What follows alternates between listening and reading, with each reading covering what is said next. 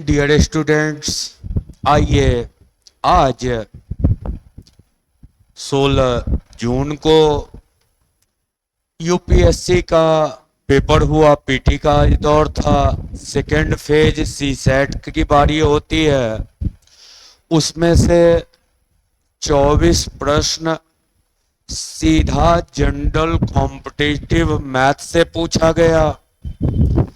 80 प्रश्नों का कलेक्शन रहता है सी सेट का पेपर 2। 80 में से मैथ, रीजनिंग और जनरल अवेयरनेस से रिलेटेड कुछ पार्ट। इसमें से 24 सीधा सीधा मैथ से, और उसके बाद मैथ का ही दूसरा टुकड़ा डीएस। डीएस से 13 क्वेश्चन का कलेक्शन था। बाकी अदर सेक्शन का कलेक्शन था। मात्र 33% मार्क्स लाना होता है पास करने के लिए। कहने का मतलब हुआ कि हालांकि कहिए 33.1/3% लगभग मार्क्स लाना होता है। मतलब हुआ कि अप्रोक्स अगर आप 27 क्वेश्चन को सही करके आ जाते हैं तो सी सेट पेपर में क्वालिफाई कर जाते हैं। और अब गौर से देखिए तो 24 जनरल मैथ और 13 डीएस। डीएस भी इनडायरेक्ट जनरल मैथ है। अभी इस 24 क्वेश्चन का सॉल्यूशन करवा रहे हैं जो आज के पेपर में हुआ था। तो अगर इतना भी हो जाता है तो बाकी सेक्शन अगर साइड भी कर दिया जाए तो पेपर 2 जो क्वालिफाइंग नेचर का है, क्वालिफाई करने में कोई कहीं परेशानी नहीं होगी। जो रेगुलर जनरल कंपटीशन से जुड़े हुए हैं उन बच्चों को भी अगर जनरल सी सेट के पेपर में बैठा दिया जाए तो कभी कोई टेंशन नहीं होगा। जो सी सेट वाले हैं उनको तो वर्क करना होगा प्रॉपर बढ़िया से। हाँ, इस बार एक चीज देखे, पिछली बार permutation combination probability, DI data interpretation और स्टैटिक्स को फोकस किया गया। उसके जगह इस बार उस जगह को बदल के इस बार आपका डीएस को फोकस किया गया। डेटा सफिशिएंसी, समंकों की पर्याप्तता, उसको फोकस किया गया। आइए तो कुछ क्वेश्चन का कलेक्शन है। 24 क्वेश्चन का कलेक्शन है रेगुलर मैथ से। आज उसी को पूरा करना है। पहला क्वेश्चन आपके सामने दिख रहा होगा। ये वाला प्रश्न है, करे किन संख्याओं से विभाज्य है, ये बताना है। यही प्रश्न था पहला। पोजीशन 5वां था। किसी से पेपर लेके स्कैन करवा लिए हैं और उसी से इसको लिए चल रहे हैं। देखिए, कोई अगर थोड़ा होशियारी करता, ठीक है, तो क्या है ऑप्शन अगर देखिए तो इसमें भी 2 का यूज है, 2 का यूज है, 2 का यूज है। ये बेसिक पहला बेस इवन है। इस पर कोई पावर होगा तो रिजल्ट इवन देगा। ऑड पर कोई पावर रहेगा तो ऑड पर कोई पावर होगा, ऑड होगा। और दोनों को जब ऐड करेंगे तो ये रिजल्ट हमेशा इवन प्लस ऑड देगा। तो निश्चित रूप से 2 से नहीं कटेगा। इसमें भी 2 का यूज हुआ है, इसमें भी हुआ है, इसमें भी हुआ है, तो विकल्प तो बन गया। अब जब अगर बनाना होता तब क्या करते, तो बेसिक रूल का यूज करते। अब देखिए, तो पावर में 111 का गुणज दोनों में है, तो बेस 222 रहने दीजिए। इसका 3 अंदर कर देते हैं और अब इस पर पावर 111 लिख देते हैं। ये 333 है। ऊपर में 222 का 2 अंदर कर दिए तो 111। अब तो आप बेसिक रूल पढ़े होंगे, x पर पावर n प्लस y पर पावर n। n क्या है, तो n अगर ऑड है, n अगर ऑड है तो ये डिविजिबल किससे होगा, x प्लस वाई से। इसका मतलब ये जो चेहरा होगा वो डिविजिबल किससे होगा, दोनों के योग से। तो 222 पर पावर 3 है और 333 पर पावर 3 है। काहे उतना मेहनत, पावर 2 है, काहे उतना मेहनत कीजिएगा। दोनों बेस 111 का गुणज है तो हर हाल में 111 से कटेगा। 111 3 से कट रहा है तो 3 अगुना 37, तो 3 से 37 से कटेगा। ये तो तय है कि इवेंट होगा नहीं, तो 3 और 37 से कटेगा, परंतु 2 से नहीं कटेगा। यही था आपका पहला सवाल। आइए अगले सवाल की ओर, थोड़ा सा इसको हटा लेते हैं।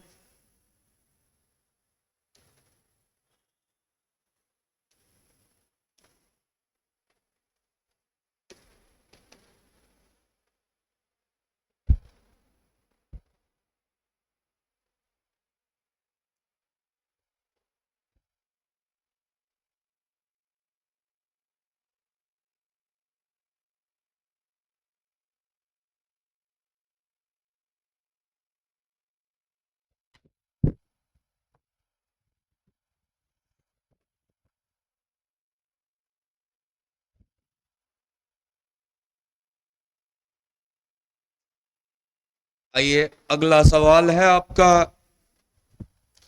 करे शहद में कितना परसेंट जल मिलाया जाए कि मिश्रण को शहद के लागत मूल्य पर बेचने पर 20% का लाभ हो। अच्छा एक बात बतलाइए, अगर 1-1 रुपया लीटर वाला शहद होगा, 100 लीटर होगा, तो इसका मतलब उसको पैसा आएगा कितना, 100 रुपया। अब कराए पानी मिला के बेचे तो उसको 20% का लाभ होना चाहिए, मतलब 120 रुपया आना चाहिए। अब कर है 1-1 रुपये ही अगर बेच दे तो 1-1 रुपये ही बेचेगा, इसका मतलब 120 लीटर बेचेगा। तो 100 लीटर शहद था, 120 लीटर बेच रहा है, का क्या मतलब हुआ, 20 लीटर उसमें पानी मिलाया और 100 में 20 मिला रहा है पानी, का मतलब कितना, 20% पानी। क्लियर है। अगले क्वेश्चन में आइए, इसमें क्या किया है, यूनिट प्लेस का सवाल है, लेकिन थोड़ा सा मॉडरेट कर दिया है यूनिट के सवाल को। लिखा है 30 पर पावर 30 के मान में शून्य से पहले, मतलब जीरो को छोड़ दीजिए, तब जो आएगा वो इकाई कौन सा होगा। अच्छा 30 पर पावर 30 का एक्चुअल मतलब क्या हुआ, 30 गुना 30 गुना 30 करते हुए 30 बार गुना कर देना। तो पीछे से तो 0 0 0 30 बार 0 आएगा, तो अब बचेगा बेस में 3, कितनी बार, 30 बार है तो पावर 30। यूनिट निकालना है, तो इसी का यूनिट तय करके बताना है क्या होगा। तो अब बेस का यूनिट चुन दीजिए पावर, और पावर में किससे भाग, यूनिट के लिए बेसिक रूल पता है, 4 से भाग देंगे, बचेगा 2, और रख दिए 2, 3 का स्क्वायर कितना, 9, तो रख दीजिए आंसर 9, टिक लगाइए, बढ़िए। अगला क्वेश्चन था आपका, सारा का सारा प्रश्न आज के सी सेट का करा है। 421 और 427 को जब एक ही संख्या से भाग दिया जाता है तो हर बार शेष 1 आता है, समान शेष 1।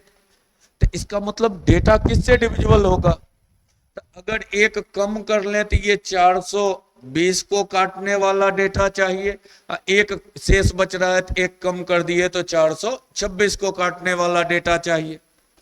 6 से तो कटता हुआ दिख रहा है, पहले उसी से काटते हैं 70 बार, 6 से 7 बार में 42 71, अब नहीं कटा, तो इसका मतलब इसका एचसीएफ निकाल दिए तो क्या आया, 6। अब पूछा है संख्या, नहीं पूछा है महत्तम संख्या, पूछा है भाजक के रूप में कितनी संख्याओं का प्रयोग किया जा सकता है। अच्छा 6 का मतलब 1 गुना 6, 2 गुना 3। अब ये भी ध्यान रखना है कि 1 शेष बचना चाहिए, तो इसका मतलब भाजक तो हर हाल में 1 से बड़ा ही होगा। हाँ ये जो 6 आया ये हो गया आपका महत्तम भाजक, लेकिन पूछा है कितना भाजक संभव है, तो ये हुआ 6 महत्तम भाजक। अब कितना भाजक संभव है, तो 1 भाजक 6, 1 भाजक 3, 1 भाजक 2, क्योंकि 1 भाजक के तौर पर नहीं रख सकते हैं, क्योंकि तब 1 से भाग देंगे तो शेष 0 नहीं, 1 नहीं बचेगा, तो 3 भाजक की संख्या हो गई। आराम से टिक लगाइए, ये था। अगला सवाल है आपका, इसको डील कीजिए जरा। इसमें क्या है, क्वेश्चन कर रहा है 399 लीटर पेट्रोल है और वाई में 532 लीटर डीजल है, समान आमाप मतलब शेप साइज का बोतल में अलग अलग भरा जाना है। तो दो टाइप का बोतल है, एक का टोटल माप 399 है, एक का 532 है। करे समान माप के बोतलों में अलग अलग भरा जाना है। पेट्रोल और डीजल में पूरा भरा जाना है। बोतल की क्षमता लीटर में एक पूर्णांक है। ऐसा कितना साइज का बोतल संभव है? बड़े से बड़े साइज का बोतल नहीं पूछा है, ऐसा ऐसा कितना पीस संभव है। सेम उसी पैटर्न को दोहरा दिया। पहले तो इसका एचसीएफ निकालते हैं, कितना होगा। अब बड़ा डेटा दिख रहा है, कैंसिलेशन का यूज करते हैं, जरा इसका टुकड़ा करें। ये 3 से भाग लगता हुआ दिख रहा है, 133, 17 नहीं कटेगा, 19 से 7 बार, जरा इसको देखते, 13 से कट जाएगा 4 बार। हाँ पूरा पूरा कट रहा है, 133 गुना 4 में। तो दोनों में कॉमन चेहरा कौन सा हुआ? 133, मतलब वो महत्तम पैमाना आपका बन के आ सकता है 133 लीटर वाला पैमाना। अब कितने टाइप के बोतल में आप बांट सकते हैं? तो जरा सा तोड़िए, 1 गुना 133, 19 7 गुना 19, अब कोई टुकड़ा नहीं होगा। मतलब हुआ कि एक पूर्णांक होना चाहिए। ऐसा कितना भिन्न भिन्न साइज का बोतल संभव है? तो एक बोतल 133 माप वाला संभव है, एक 19 माप वाला ले लेते बोतल तो भी संभव था, 7 माप वाला ले लेते तो भी संभव था, एक माप वाला ले लेते तो भी संभव था। तो ऐसे कुल बोतलों की संख्या कितनी होगी? तो 4 शेप का बोतल लिया जा सकता है। नेक्स्ट क्वेश्चन है, ये एक इक्वलिटी का क्वेश्चन है, इनडायरेक्ट रेशियो कह सकते हैं आप। कहा था 6 बालक का वजन, 6 बॉय का वेट, 7 बालिका 7 गर्ल का वेट, 3 मेन का वेट, 4 ओमेन का वेट आपस में बराबर। इक्वलिटी में बेसिक रेशियो तो रेगुलर बार बार कहानी कहें तो आराम से लिखिए, boy is to girl is to man is to women. हाँ जो पूरा डिटेल में बनाते हैं तो के मान के, हम नहीं कहते हैं के मान के बनाइए। बॉय वाला चेहरा लिखना है तो बाकी सबको गुना कर दीजिए, 7 गुना 3 21 गुना 4 84 हो गए। गर्ल वाला लिखना है तो गर्ल को छोड़ दीजिए, तो 6 गुना 3 18 गुना 4 72 हो गया। मेन वाला लिखना है तो मेन वाला छोड़ दीजिए, 6 गुना 7 42 42 गुना 4 4 गुना 2 8 4 गुना 4 16। और ओमेन लिखना है तो ओमेन वाला चेहरा छोड़ दीजिए। अब 57 गुना 3 21 21 गुना 6 1 गुना 6 6 6 गुना 2 12। अब दिया है ओमेन का एवरेज 63, तो 126 भाग को कर रहा है 63, 1 भाग हाफ। अब पूछा गया है बालक का, तो बॉय वाला था, हाफ से गुना करते कितने का होता? 42 का। आराम से टिक लगा के बढ़ जाइए। बहुत मेहनत का, कहीं से लग रहा है कि यूपीएससी का क्वेश्चन है, लग रहा होगा कि जनरल कोई भी एग्जाम बिहार एसएससी दे रहे हैं। और काहे हाई तौबा मचाया जाता है, लड़के को देखते हैं कि 70 80 हजार रुपया फी पेमेंट करके तब जोड़ रहा होता है कि किसी तरह से सीसेट पास हो जाए। तो कहीं पर बोझा नहीं है, बच्चा वाला सारा अरेंजमेंट बढ़िया से। हाँ क्वेश्चन रट्टा मार के नहीं जा सकते हैं, क्वेश्चन में हर क्वेश्चन में छोटे छोटे भाषा का पैसेंस के साथ ख्याल रखना होगा, नहीं तो एक लैंग्वेज के वजह से क्वेश्चन का आंसर डूब जाएगा। कहीं महत्तम संख्या ना पूछ के कितना टुकड़ा होगा ये पूछ रहा होता है। अगला क्वेश्चन में आइए, 4 कहा है भिन्न भिन्न पूर्णांक है, पी क्यू के बारे में कहा है ऑड है, आर एस इवन है। आपके पास 2 रास्ता होता है। एक रास्ता ये कि बैठ के इवन प्लस इवन इवन होगा, ऑड माइनस ऑड इवन होगा, ये पता रहना चाहिए। नहीं पता है तो कोई डेटा का भी यूज कर सकते हैं। अच्छा देखिए एस इवन है। अब पूछा है स्टेटमेंट पर विचार कीजिए, कौन सा स्टेटमेंट आपका सही है। अच्छा देखिए एस क्या है? इवन है। एस कैसा चेहरा है? इवन है। अब पहला जो इक्वेशन लिया है एस से गुना किया है, तो इवन नंबर से जब गुना हो रहा है डेटा तो तय है 2 से कटेगा, अब कटेगा तो इवन होगा, ये सही है। देखिए तो इसमें भी एस का यूज किया है, तो एस से गुना होगा डेटा, तो इवन से गुना होगा तो हर हाल में इवन होगा, तो ये भी सही है। अब यहां पर देखना है, करे क्यू प्लस आर, तो क्यू ऑड है, आर इवन है, तो ऑड इवन जोड़ेंगे तो रिजल्ट क्या होगा। दिक्कत जिसको हो ऑड इवन, तो एक तीन दो ही जोड़ दीजिए ऑड इवन, तो तीन ऑड होगा, तो ऑड इवन जोड़े तो ऑड हुआ, स्क्वायर करेंगे तो ऑड होगा। पी एस, पी वाला ऑड है, एस वाला इवन है, फिर ऑड इवन जोड़ेंगे तो रिजल्ट ऑड होगा। अब ऑड का square, odd into odd, result कैसा होगा, ऑड होगा, तो ये भी स्टेटमेंट सही है। का मतलब आप कह सकते हैं कि स्टेटमेंट एक दो तीन तीनों सही है। आइए अगले क्वेश्चन में, क्वेश्चन नंबर 27 है आपका, कड़ा टाइम एंड वर्क का क्वेश्चन है। एक व्यक्ति कर रहा है 6 के दिन में और दूसरा व्यक्ति कर रहा है, एक निश्चित संख्यक व्यक्ति एक कार्य को 6 डे में करता है। के एक धन पूर्णांक है, व्यक्ति की संख्या कितनी बढ़ाई जाए कि काम को अब आगे डिमांड किया है 5 के समय में पूरा हो जाए। तो टाइम अगर हो ना तो इफिशियंसी उसका उल्टा रेशियो चलता है, 6-5 है तो ये रेशियो हो जाएगा 5-6, मतलब 6 दिन में 5 आदमी लगाएगा तब 30 काम करवाएगा, तो 5 दिन में 6 आदमी लगाना होगा तब 30 काम होगा।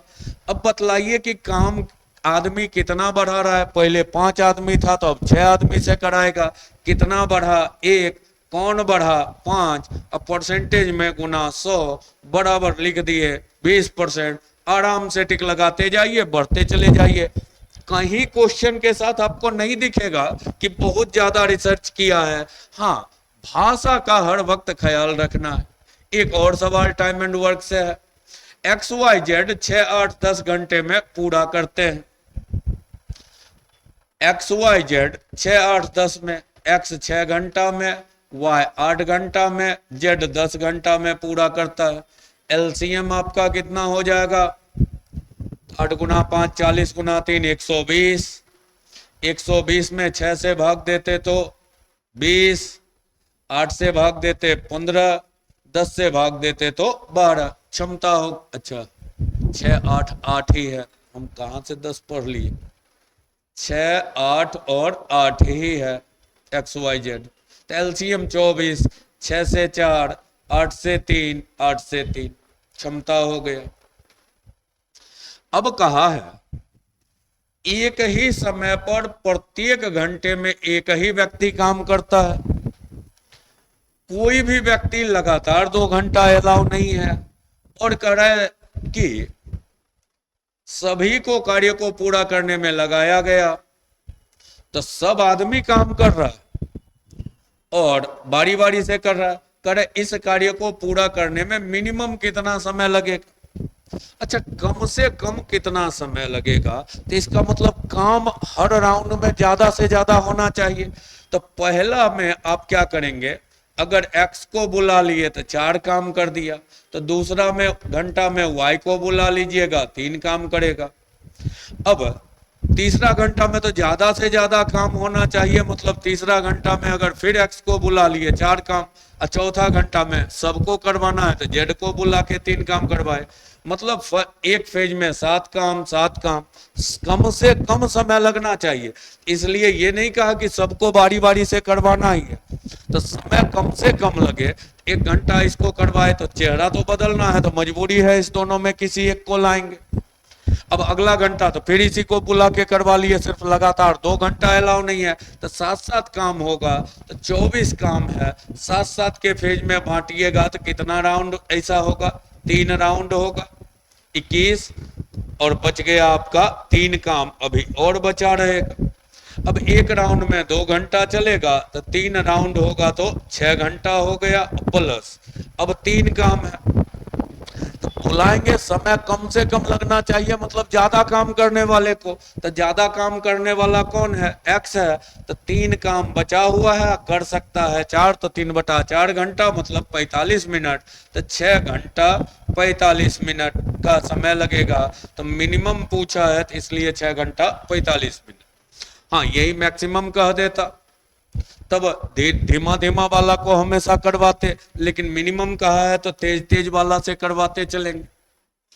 ये वाला चेहरा देखिए, जीरो काउंटिंग का सवाल है। ऐसा नहीं दिखेगा एक भी सवाल जो बेसिक जनरल कंपटीशन का कमांडो हो तो सीसेट कभी भी दोहराव करने की जरूरत पड़ेगी।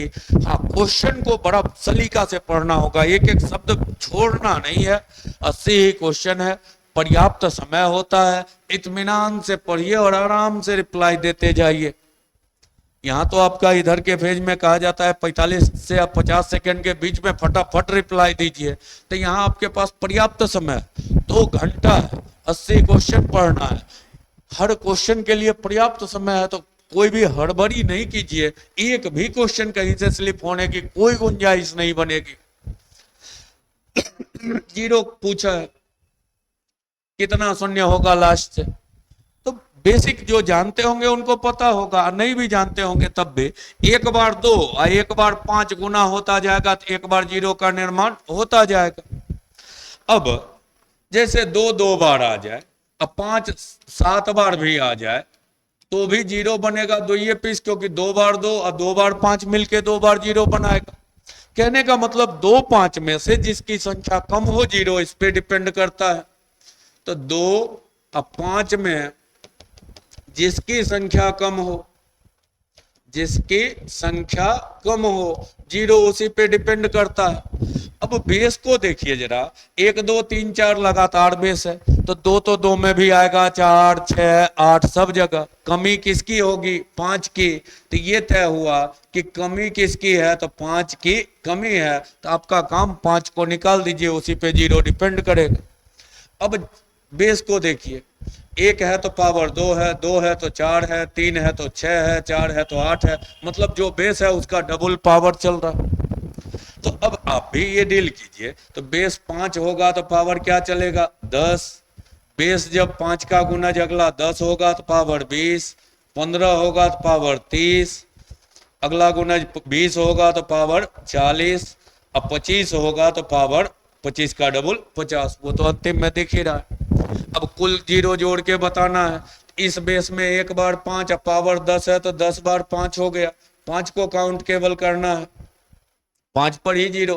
यहाँ बेस में 1 बार 5 पावर 20 है, जोड़ लिए, 1 बार 5 पावर 30 है, 1 बार 5 है पावर 40 है। यहाँ बेस में आके गड़बड़ हो रहा है, यहाँ पर 25 का मतलब 2 बार 5, तो 5 का स्क्वायर करते तो 50 है, तो 2 बार हो गया 50 तो 100। अब कुल जीरो गिनना है तो 40 30 70 20 90 10 100, 100 कितना? 200। तो कुल जीरो की संख्या कितनी होगी? तो 200। आराम से टिक लगाइए, बढ़ते चले जाइए। नेक्स्ट सवाल है आपका, ये है बेसिक एपीजीपी का, कह सकते हैं 1 जनवरी 2004 को 1 रुपया 2023 को 1 रुपया बचाया, तो पहला 1 जनवरी को 1 रुपया। 2 जनवरी को पूर्ववर्ती दिन से 2 अधिक बचाया, तो इससे 2 ज्यादा मतलब 3 रुपया बचाया। अगला दिन कह रहा है कि 3 जनवरी को फिर पूर्ववर्ती से 2 अधिक, तो 3 2 कितना? 5। अब कुल n पद होगा।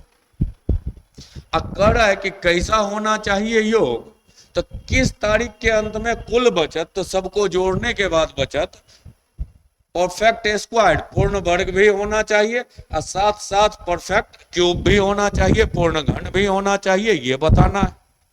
अच्छा ये बताइए, ये कैसा स्ट्रक्चर आया? लगातार विषम संख्या, और लगातार विषम संख्या का योग क्या होता है? n square.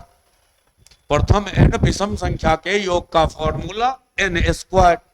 हाँ, जो भूल गए होंगे तो एपी का भी यूज कर सकते हैं कि Sn बराबर n/2 a plus n minus 1 into D, 2a plus n minus 1 into D, तो 2 plus n minus 1 into D. अब देखिए तो 2 कॉमन होके कट जाता, ये n है, यहाँ बचता 1 प्लस n माइनस 1, 1 1 कट गया, n into n square. AP से भी निकाल सकते हैं। तो काहे के लिए एपी में जाइएगा, जब आपको पता ही है प्रथम n विषम संख्या का योग n स्क्वायर, तो सीधा लिख दिए n स्क्वायर। तो ये तो कहता है कि कोई भी आंसर आएगा तो वर्ग तो होगा ही, लेकिन इसमें एक फालतू जोड़ दिया है कि घन संख्या भी होना चाहिए। अब विकल्प में ये भी डाला है, जिसका भी सेट लिए है वो देखिए कहां पर मिस किया, ऐसा संभव नहीं है।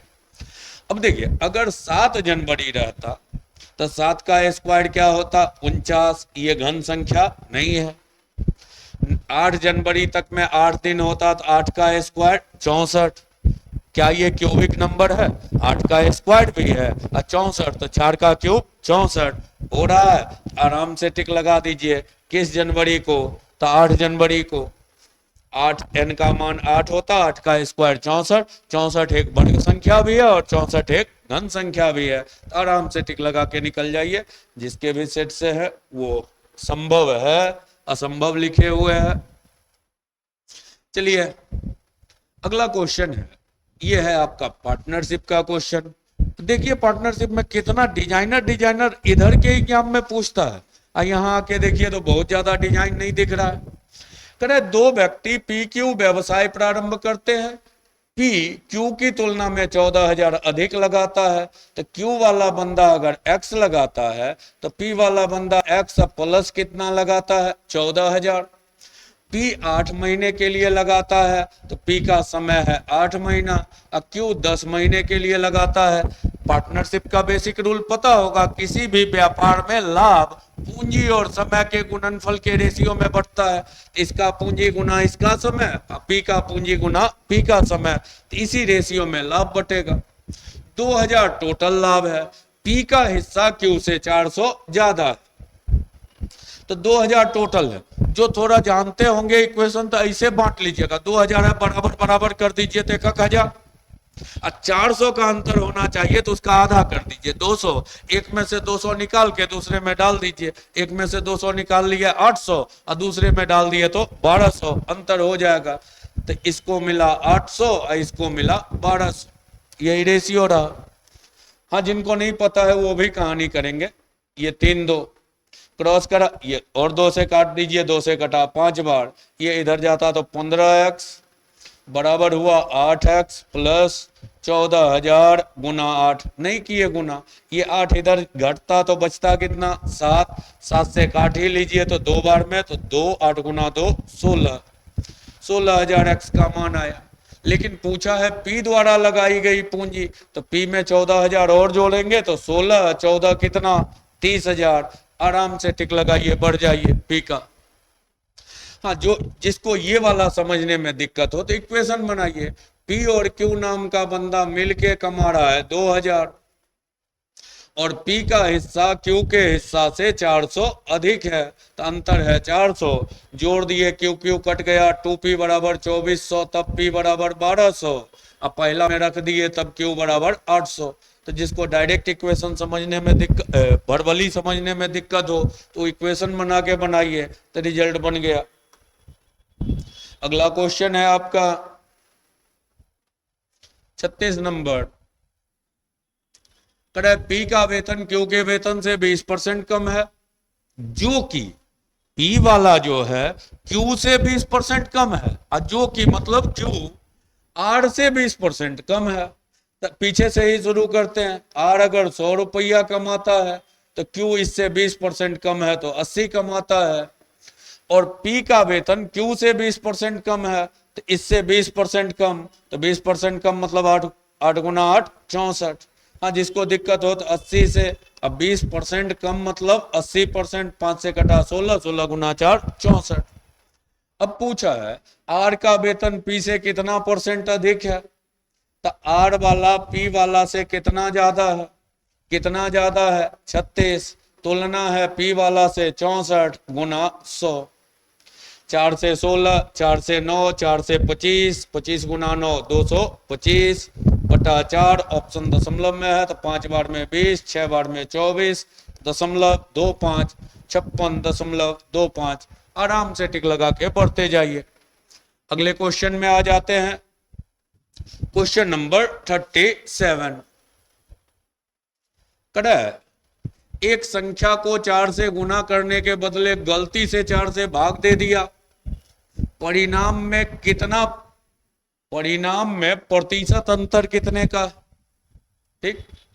अच्छा, करना था चेहरा एक्स था, करना था गुना 4, उसने कर दिया एक्स बटा 4, एक्स कट गया, रेशियो लिखिए तो 16 और 1। मतलब है करना चाहिए, लिखना चाहिए था 16 और लिख दिया कितना 1। कितना कमी किया 15, कमी किया किस में 16 में, परसेंटेज गुना 100। 4 से कट जाएगा 25, 4 से 4, 25 गुना 15 250, 125, 375 बटा 4, 9 बार में 36, 3 बार में 12, 7 बार में 28, 5 93.75। आराम से डी नंबर को रंगिए, बढ़ते जाइए। कहीं से आपको ये एहसास नहीं हो रहा होगा कि ये जो है यूपीएससी का पेपर है, हर वक्त लग रहा होगा और ताजा ताजा आज का पेपर है। तो ये जरूर कॉन्फिडेंस आ रहा होगा पेपर देखने के बाद कि हम भी बैठते तो पेपर 2 में तो कोई टेंशन नहीं था, 33% उसमें से भी मात्र लाना है। तो पेपर 2 तो छोड़ दीजिए रीजनिंग को साइड, हालांकि जब मैथ ठीक है तो कुछ ना कुछ तो रीजनिंग बन ही जाएगा। बिल्कुल गोल भी है, एसएससी लेवल भी रीजनिंग है, तो रीजनिंग का भी क्वेश्चन देख रहे थे तो वैसा ही था कि देखो टिक लगाओ, जो रीजनिंग ना भी बनाया है कॉमन सेंस का भी यूज करके कुछ ना कुछ बना लेता। अब कह रहा है एक परीक्षा में 80% अंग्रेजी में पास हुआ, 70% हिंदी में पास हुआ, अब 15% कह रहा है दोनों विषय में फेल हो गया। तो इसका मतलब बेहतर क्या कहा जाता है बैंड में, अगर दोनों फेल का चर्चा हो तो डायग्राम जो है वो फेल का बना दीजिए। 2 पेपर हुआ है इंग्लिश और हिंदी का, अब 15% दोनों में फेल है तो डाल दिए 15%। अब कर रहा है 80% अंग्रेजी में पास है, बना किसको रहे फेल को, तो 80 जब पास है तो फेल कितना 20, अब 15 भरा हुआ है तो बचता कितना 5%। कर रहा है 70% हिंदी में पास हुआ, अब बना रहे हैं फेल को, बना किसको रहे हैं फेल को, तो 70 पास है तो फेल कितना 30, और 30 में 15 भरा हुआ तो बचता 15। अब पूछा है ऐसे छात्रों की प्रतिशतता कितनी है जो केवल ओनली केवल एक विषय में फेल है, तो केवल एक विषय में ये है और ये बंदा फेल है, तो 15 5 कितना 20, तो आराम से लिख दीजिए 20% केवल एक विषय में फेल है। आइए अगले क्वेश्चन में, एज का क्वेश्चन है एक।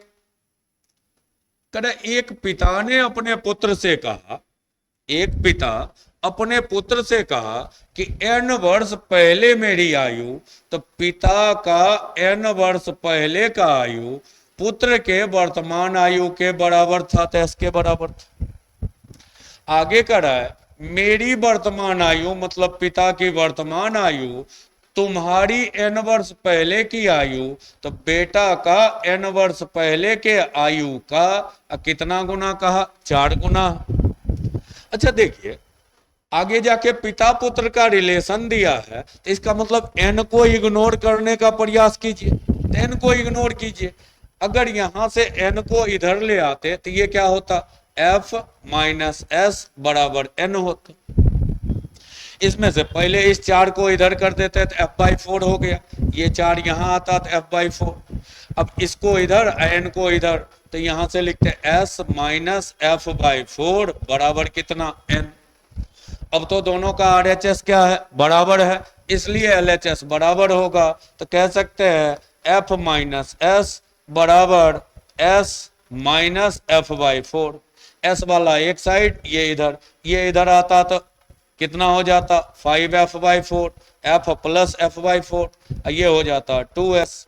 यहां से f अब बटा s करते, ये 4 गुना 2 8 अब बटा 5।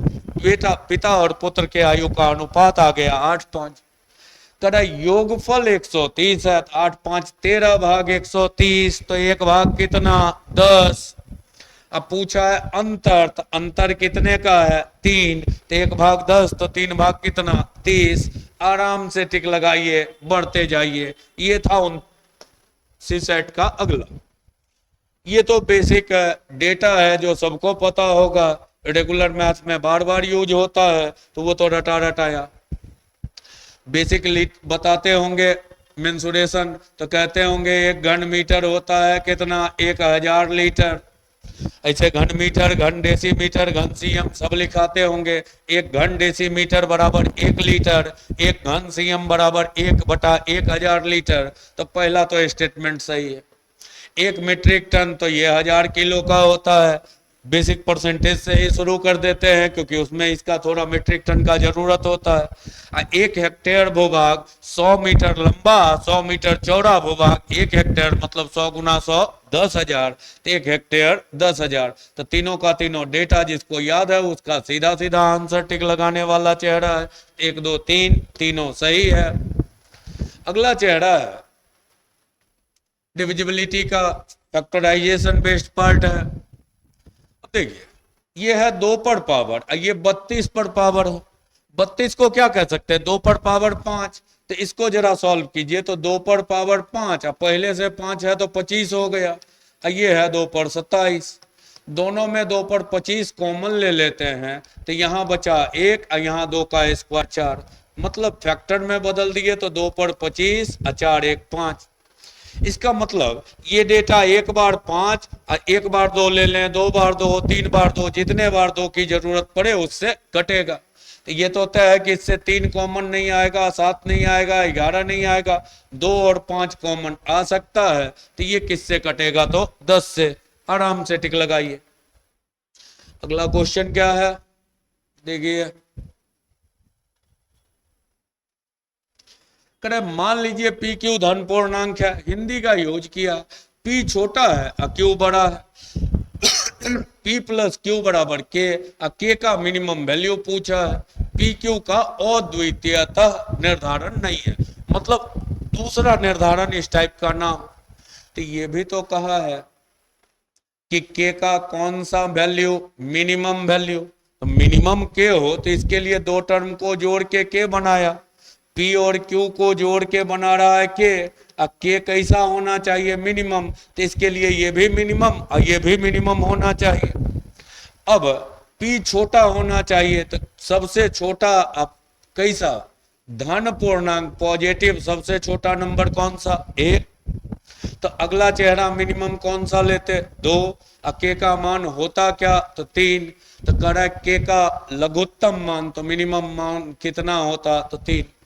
के मिनिमम होने के लिए जोड़ में के मिनिमम हो, इसके लिए पी और क्यू भी मिनिमम होना चाहिए। हालांकि डीएस सबका छटनी कर दिए, लेकिन फिर भी एक डीएस का क्वेश्चन आ गया है।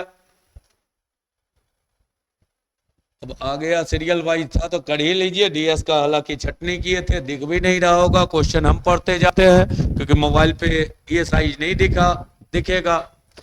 2 स्टेटमेंट दिया है, कह रहा है पी क्यू में प्रत्येक की आयु 100 से कम और 10 से अधिक है। तो 10 से बड़ा डेटा है, 100 से कम है। 10 से बड़ा कोई डेटा होगा, 100 से कम है, इसका मतलब जो भी है 10 से ऊपर जा रहा है और 100 से कम आ रहा है, का मतलब सीधा सीधा क्या हुआ, जो है सब कैसा है, 2 अंकीय है। अब 2 अंकीय संख्या है, कर इसके फेस को इंटरचेंज कर दिया जाए तो 2 अंकीय संख्या अगर बनाते तो 10a + b कहते, तो अगला चेहरा का मान कह रहा है कि इसके अंक को बदल के है, तो बदल के है मतलब 10b या प्लस क्या है, a। अब पूछा है उसके आयु का अंतर क्या होगा, तो डिफर क्या होगा, तो अगर घटाएंगे तो 10a में a घटा तो 9a -9b आएगा। बस अब आपका जरूरी है कि स्टेटमेंट से अगर a -b आ जाए तो क्लियर बन जाएगा, और अगर a -b नहीं आया तो प्रश्न नहीं बनेगा। पहला कह रहा है p की आयु q से अधिक है, तो अभी जब तक पता नहीं कि कौन a है कौन b है तो इससे तो कुछ भी तय नहीं हो रहा है, तो हटाइए। आगे कह रहा है उसकी आयु का योग अंतर का 11/6 गुना है, तो योग जो होगा जोड़ेंगे तो 11a + b होगा, अंतर करेंगे तो क्या होगा, 9a - b होगा। तो योग अंतर का रिलेशन तो 11/6 का तो रिलेशन नहीं आएगा, तो नहीं आएगा, इसका मतलब प्रश्न का उत्तर दोनों में से कथन का प्रयोग करके भी नहीं दिया जा सकता है, विकल्प डी। ऐसे डीएस सबको हटा दिए है, डीएस की छटनी कर दिए है। ये है पेज काउंटिंग का क्वेश्चन, और हर साल देख रहे हैं कि पेज काउंटिंग से एक क्वेश्चन जरूर डाल रहा है। कर 2 260 पेज के पुस्तक को संख्यांकित करने के लिए प्रयुक्त होने वाले अंक 5 की संख्या कितनी है? मतलब जो संख्या लिखी है उसमें 5 तो कहीं ना कहीं, जैसे 1 में नहीं लिखेंगे, 2 में नहीं लिखेंगे, 5 लिखेंगे तब 5 की जरूरत होगी, 15 लिखेंगे तब जरूरत होगी, 55 लिखेंगे तो 2 बार 5 की जरूरत होगी। तो कितना बार 5 लिखना पड़ेगा अगर 260 तक लिखना पड़ेगा? एक बेसिक रूल कि 1 to 100 प्रत्येक सैकड़ा में किसी भी अंक का प्रयोग 20 बार हुआ करता है, जीरो छोड़कर। जीरो का प्रयोग 20 बार नहीं होता है, लेकिन जीरो छोड़ के कोई भी अंक हो सैकड़ा में 20 बार प्रयोग। तो ऐसा करते हैं, 1 से 300 तक पहले निकाल लेते हैं, क्योंकि 260 है, थोड़ा आगे बढ़ के निकाल लेते हैं 300 तक। तो 20 बार 300 तक जाते तो 20 गुना 3 60 बार प्रयोग होना चाहिए। लेकिन अब 260 से आगे जहां जहां प्रयोग हुआ होगा उसको उसमें से हटा दीजिए। तो 260 से आगे 265 में 5 का प्रयोग होगा, 275 में, 285 में, 295 में, और किसी में 300 तक में। तो इसी 4 जगह पर प्रयोग हुआ होगा, तो ये चारों भी जोड़ा होगा, तो 4 पीस हटा दिए तो कितनी बार प्रयोग? 56 बार कहीं होगा। चलिए आराम से टिक लगाइए, बढ़ जाइए, अगले क्वेश्चन में आ जाइए। ये सीरीज थोड़ा सलीका से दिमाग खपत करने के लिए लगाया, हालांकि रीडिंग वाले मास्टर साहब के कोठा में डालना चाहिए था, अब आ गया डाल दिए, तो चलिए कर लीजिए, अलग चीज है। ये देखिए अक्सर सीरीज में बताते होंगे तो रेगुलर बताते होंगे, एपी, जीपी, एचपी, या एक अल्टरनेट, 2 अल्टरनेट। इसमें थोड़ा अलग ट्रैक से शुरू किया, 1 लिया, फिर देखिए 1 के साथ 2 लिया, फिर 1 के साथ 3 टर्न, फिर 1 के साथ 4 टर्न, फिर 1 के साथ 5 टर्न, ऐसे करके सजाया। 28 पद को जोड़ के लिखना है, ऐसे ही देखिए।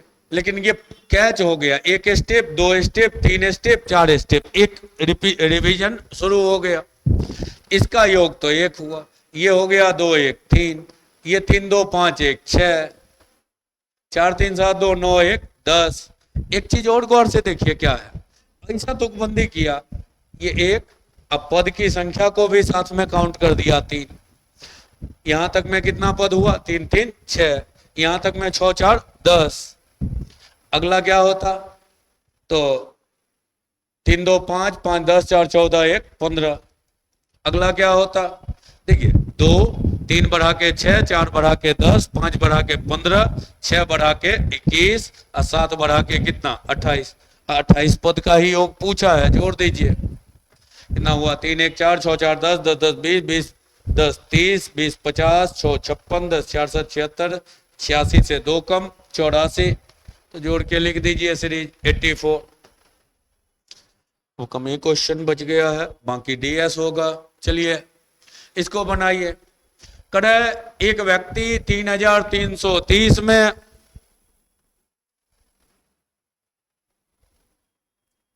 3 वस्तु पी क्यू आर खरीदता है। पी की कीमत आर से 25% अधिक है और आर की कीमत क्यू से 20% अधिक है। रेशियो ही सजा लेते हैं, पी वाला आर वाला से 25% अधिक, आर वाला क्यू वाला से 20% अधिक। ऐसा करते हैं, बीच वाला को ही भिन्न में भी सजा सकते हैं, या ऐसे ही कहते हैं क्यू वाला डेटा अगर 100 है तो आर की कीमत क्यू से 20% अधिक तो 120 है, और पी की कीमत आर से 25% अधिक तो इससे 25% ज्यादा। हाँ, जिसको दिक्कत हो तो 120 से 25% 1/4 ज्यादा तो 5/4, 4 से कटा 30, 30 गुना 5 150। और मन हो छोटा करने का तो कर सकते हैं, 1 1 0 कट गया तो 15:10:12 के अनुपात में चेहरा बटा होगा। कुल मिला के दिया हुआ है वस्तु का दाम 3 3 3 0, कितना हुआ? 15 10 25 10 35 2 37, 37 से कट जाएगा 9 बार तो 9 पर 0 90। पूछा है पी का कीमत, तो पी ये है 15 गुना 9 135, 1 0 तो 1350, कहीं ना कहीं होगा डी। टिक लगाइए, बढ़ जाइए। अगला क्वेश्चन है आपका 68। अब यहां से डीएस का अरेंजमेंट करीब करीब क्वेश्चन में है, तो अगले फेज में डीएस के अरेंजमेंट को लेके चलेंगे। जरूरत होगी तो पूरा कर देंगे, और जरूरत होगी तो रीजनिंग भी कहिएगा तो वो भी पूरा कर देंगे। यहाँ तक का मैथ पोस्टर जैसा कि बनाए होंगे 24 रेगुलर मैथ, उसके बाद डीएस, बीच में हालांकि एक और डीएस आ गया तो आगे बदले में एक और मैथ है। तो ये कहानी का आज का कलेक्शन था। उम्मीद करेंगे कि जो जनरल कंपटीशन की रेगुलर तैयारी करते होंगे उनको पूरा पता होगा कि ये बहुत कम दायरे में 2-2.5 महीने में इतना तो जरूर मेंटेन किया जा सकता है कि इसमें से सीसेट में 100% मैथ में लेके आया जा सकता है। तो यही था आज का सिविल सर्विसेज का पेपर 2 सीसेट, जिसको लेके रोज हो हल्ला होते रहता है, तो उसका प्रीवियस देख लिए। तो चलिए फिर मुलाकात होगी, फिर किसी नए एग्जाम के नए सेट के साथ मिलते चलेंगे। आज का क्रम यही रखते हैं, यूथ विजन का क्रम।